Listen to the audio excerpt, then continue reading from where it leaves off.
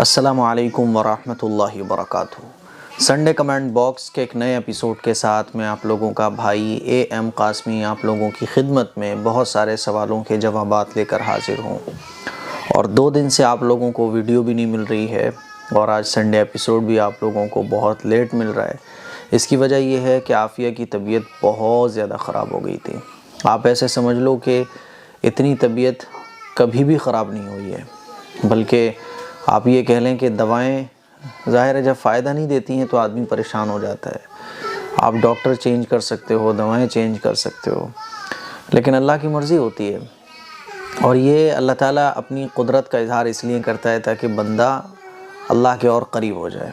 आप doctor change कर रहे होगे और दवाएं भी चेंज कर रहे होगे, जो प्रॉब्लम है उसकी दवा भी डॉक्टर दे रहा होगा, लेकिन फ़ायदा नहीं मिल रहा होगा दवाओं के ज़रिए।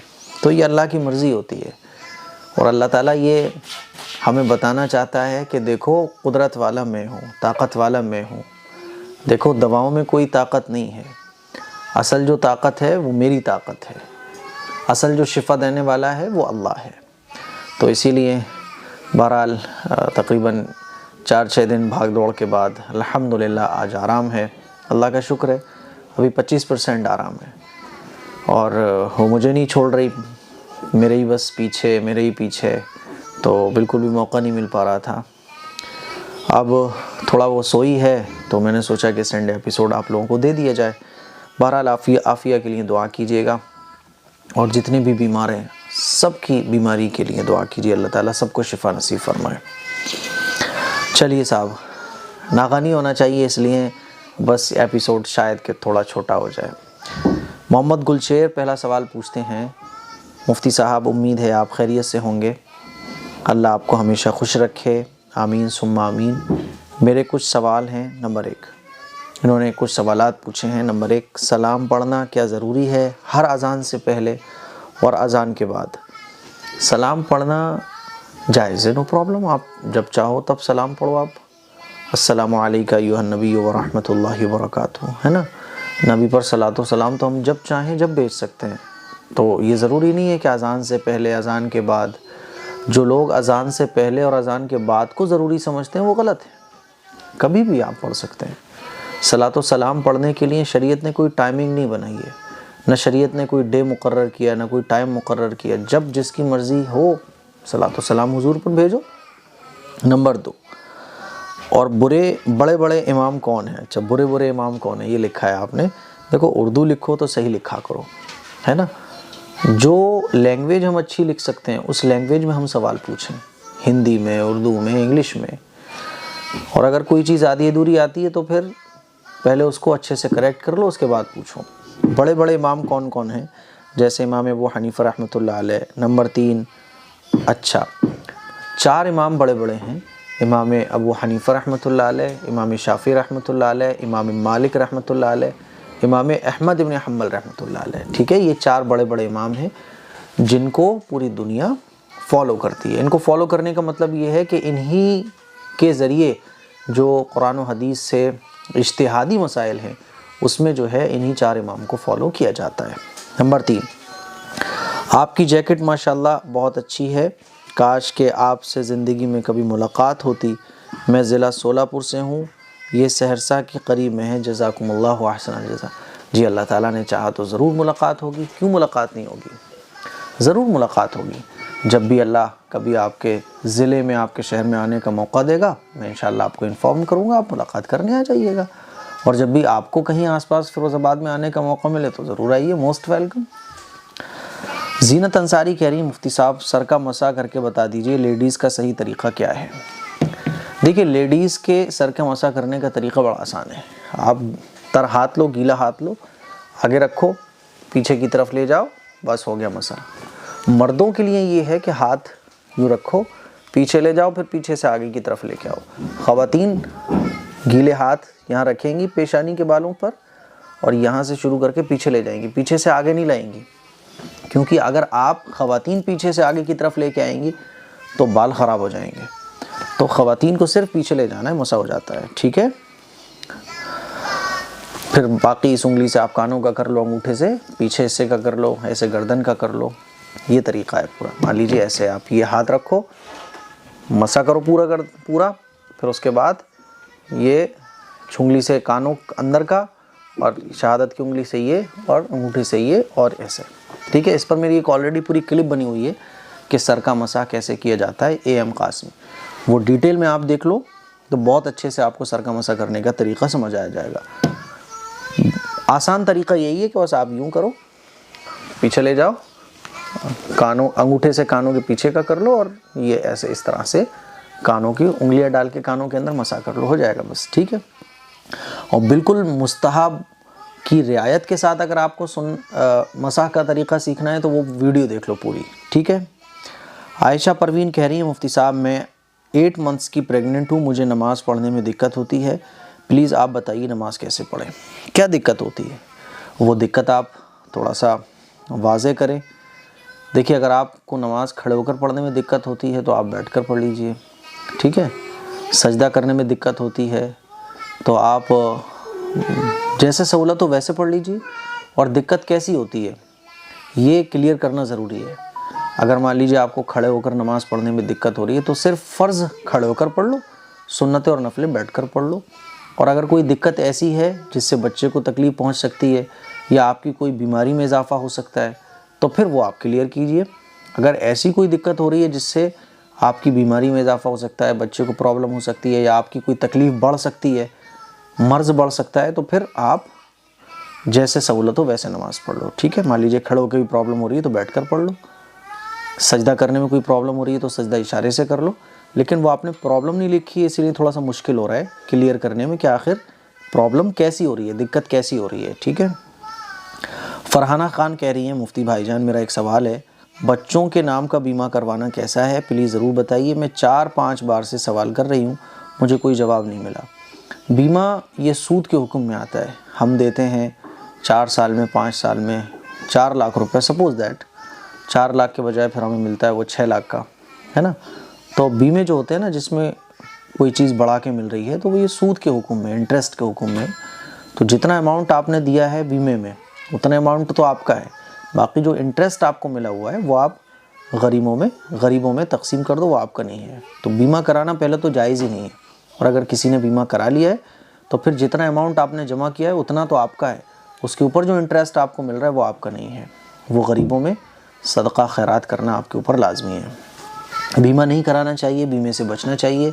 बीमा शरई एतबार से जायज़ नहीं है, क्योंकि आजकल जितने भी ये बीमे सीमे जितने भी होते हैं ना, सब ये सूद के हुक्म में होते हैं। हाँ, कुछ बीमे ऐसे होते हैं जिसके बगैर हम अपनी गाड़ी चला नहीं सकते, अपनी बाइक नहीं यूज़ कर सकते, कार यूज़ नहीं कर सकते, वो बीमे एक मजबूरी के हुक्म में होते हैं।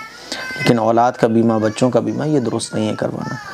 मोहम्मद आसिफ, मुफ्ती साहब उम्मीद है आप खैरियत से होंगे। मेरा एक सवाल है जिसका जवाब अभी तक नहीं मिला है, लेकिन मैं मुतमईन नहीं हो पाया। अगर किसी लड़की या औरत को हैज़ या उम्रे के दौरान, हज या उम्रे के दौरान हैज़ आ जाए तो उसका क्या मसला है, किस तरह से हज या उम्रा मुकम्मल किया जाएगा, प्लीज़ मेरी मुअद्दबाना गुजारिश है, इसका जवाब ज़रूर दें। देखिए, हज और उम्रे के दरमियान अगर हैज़ आ जाए तो हैज़ के दरमियान नापाकी की हालत में मस्जिद में एंटर नहीं हो सकते, मस्जिद में नहीं जा सकते और तवाफ़ नहीं कर सकते। तो उसके अलावा जितने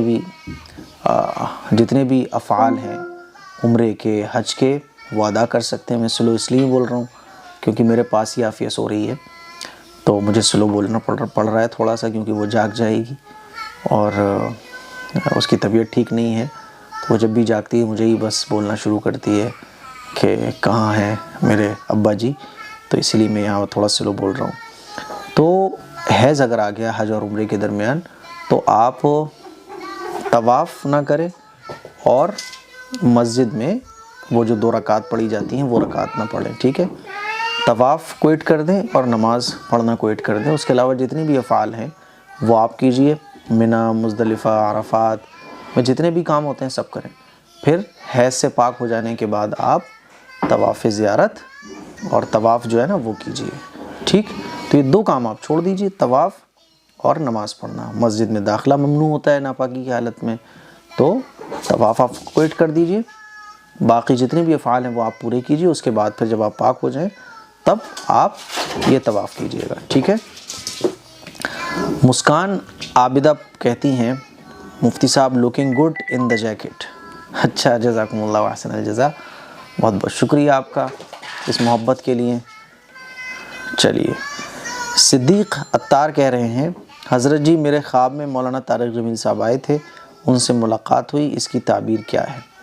देखिए, इसकी ताबीर ये है कि आप उनसे मोहब्बत रखते हैं, आप उनसे मोहब्बत रखते हैं, है ना, आप उनसे बहुत मोहब्बत रखते हैं, इसीलिए जो है आपके ख्वाब में मौलाना तारिक जमील साहब आए हैं। ठीक है। साद ब्लॉग्स कह रहे हैं मुफ्ती साहब पहले लॉकडाउन से देखती हूँ आपको,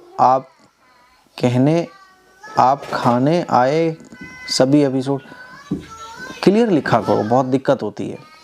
सभी एपिसोड देखती हूँ, आस्क एम कासमी और सारे एपिसोड देखती हूँ, कोई एपिसोड मिस नहीं करती। आपका एपिसोड का इंतज़ार रहता है। बहुत सारा प्यार दीनी एपिसोड्स के लिए। जज़ाकुमुल्लाह अहसन जज़ा। अल्लाह ताला आपकी इस मोहब्बत को कबूल फ़रमाए, अल्लाह आपको खूब तरक्की दे। विल बरानपुर, मुफ्ती साहब जो आप एक वीडियो में बिल्ली खिला रहे थे और उसे आपने अपने ऊपर बिठा रहे थे, तो क्या कपड़े नापाक नहीं होते? क्योंकि वो पॉटी और यूरिन करती है और उनके नीचे के बदन में लगा रहता है, वो लोग धोते नहीं हैं। देखिए, बिल्ली के अगर नापाकी लगी हुई है और बिल्ली को आपने अपने ऊपर बिठाया और बिल्ली के नापाकी जो लगी हुई थी वो आपकी भी लग गई, तो ज़ाहिर है आप नापाक हो जाओगे। लेकिन बिल्ली की कोई नापाकी नहीं लगी हुई थी, तो ये जो हमारे यहाँ बिल्ली पली हुई, ये नॉर्मल बिल्ली नहीं है, ये बड़े साफ़ सफाई ख्याल रखती हैं।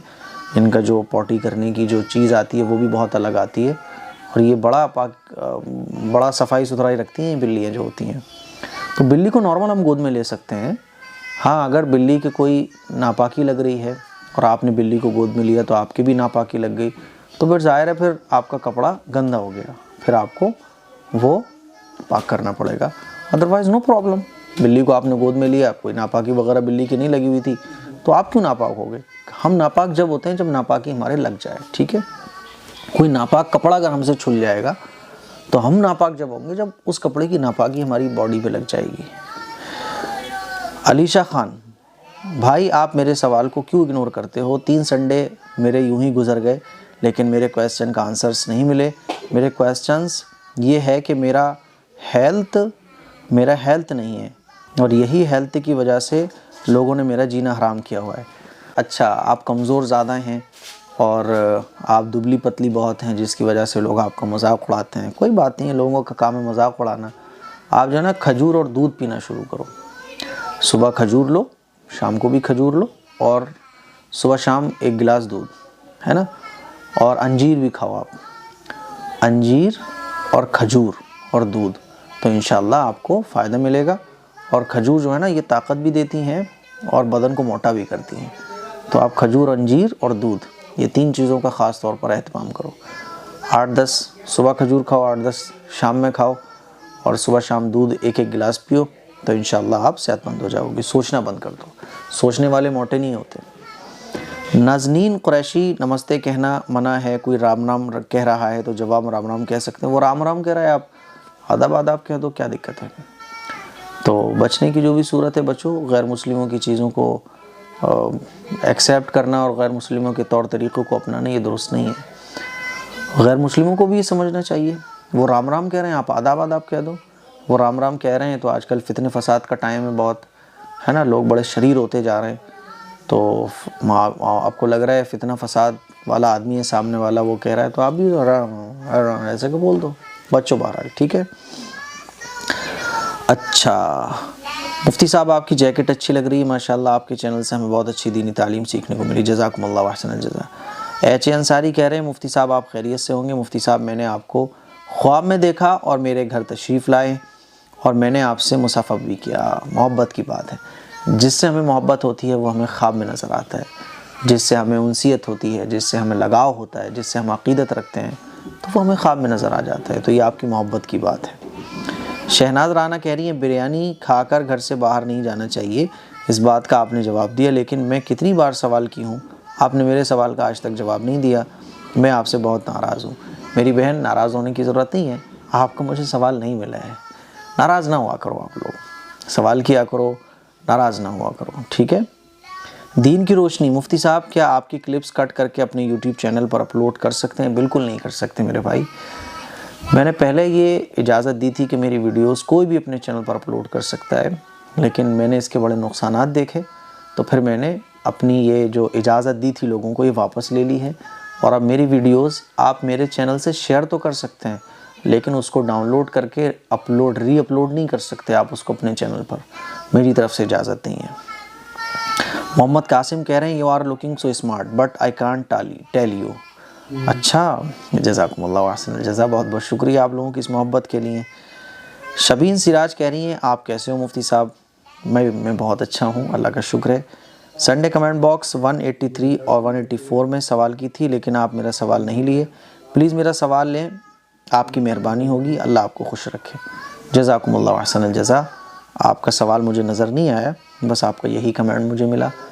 तो आज के लिए बस इतने सवालात रहने दें, क्योंकि तकरीबन 2-3 दिनों से मैं भी सो नहीं पाया हूँ। तो बस, और थोड़ा सा नमाज़ भी मुझे अभी पढ़नी है। अभी फ़िलहाल असर का टाइम हो रहा है, तो आप लोग दुआओं में याद रखें। नागा नहीं होना चाहिए, इसीलिए मैंने कुछ सवालात ले लिए। अपनी दुआओं में याद रखें, जितना हो सके तमाम मुसलमानों के लिए दुआ करें। और मस्जिद की तामीर का काम चल रहा है, अगर आप मस्जिद की तामीर में शिरकत करना चाहते हैं तो इस QR कोड पर मस्जिद के लिए जितना हो सके डोनेट कर सकते हैं। अस्सलामु अलैकुम वरहमतुल्लाहि वबरकातुहू।